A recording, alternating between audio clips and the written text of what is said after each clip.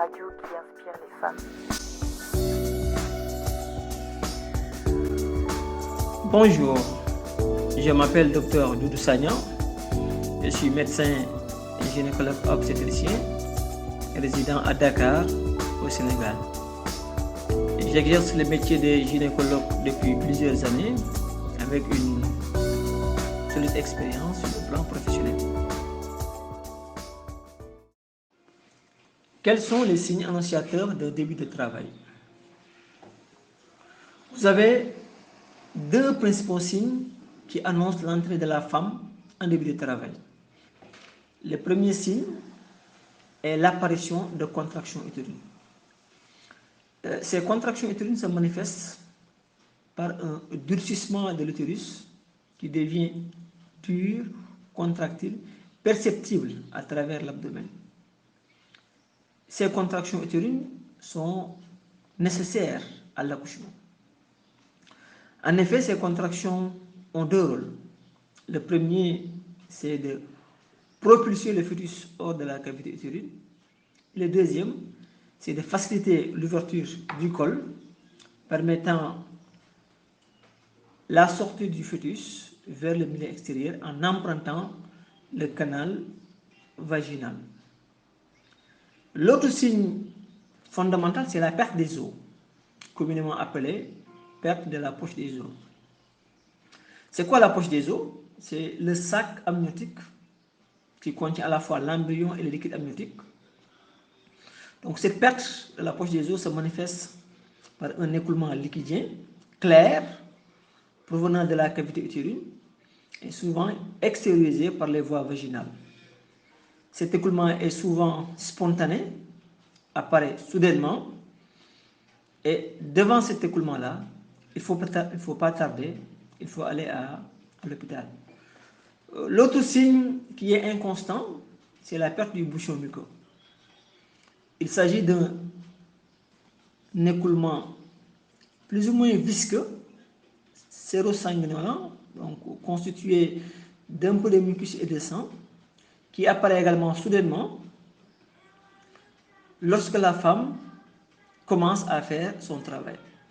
Et cette perte du bouchon muqueux est également un signe annonciateur du début de travail, mais qui n'est pas constant.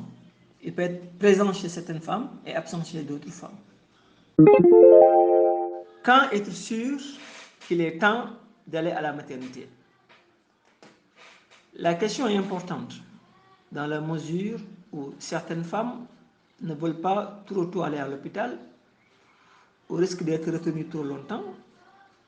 Par contre, d'autres femmes préfèrent aller trop tôt pour être bien prises en charge, très tôt, précocement, rapidement, et surtout éviter le risque d'accoucher à domicile sans assistance. Est-ce qu'il faut aller trop tôt à la maternité? Est-ce qu'il faut éviter de rester tardivement à la maison? Alors, quand est-ce qu'il faut aller à la maternité? Il faut aller à la maternité dès que vous ressentez les contractions utérines. La particularité, c'est quoi? En début du travail, les contractions utérines, qui se manifestent par un durcissement de l'utérus et qui est palpable à travers l'abdomen, ces contractions sont espacées. En moyenne, on peut avoir une contraction qui survient toutes les 1 heure à 2 heures de temps. Ces contractions sont peu douloureuses, certes involontaires, mais quand même supportables et sont souvent calmées par la prise d'antalgiques ou d'antispasmodiques. Devant ces douleurs, qui sont plus ou moins bien supportées, on peut retarder le départ à l'hôpital ou à la maternité. L'accouchement n'est pas imminent, on est à la phase de début. Par contre, quand le travail a réellement commencé, les contractions utérines vont changer. Elles deviennent beaucoup plus douloureuses, beaucoup plus régulières, souvent toutes les 15 à 20 minutes, parfois même toutes les 5 à 10 minutes, difficilement supportables et ne sont pas calmées par la prise d'antalgiques ou d'antispasmodiques.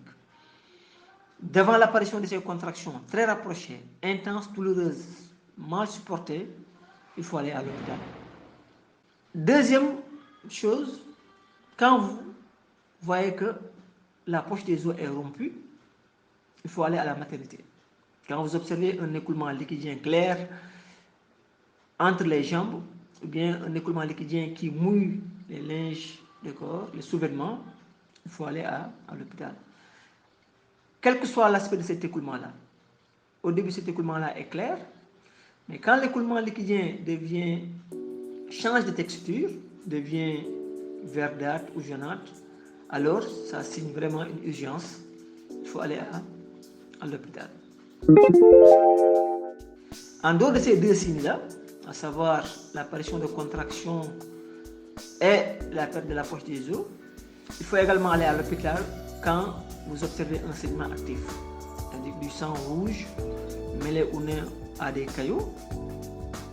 Quand vous sentez que l'enfant ne bouge plus, vous avez ce qu'on appelle une diminution du mouvement actif du fœtus.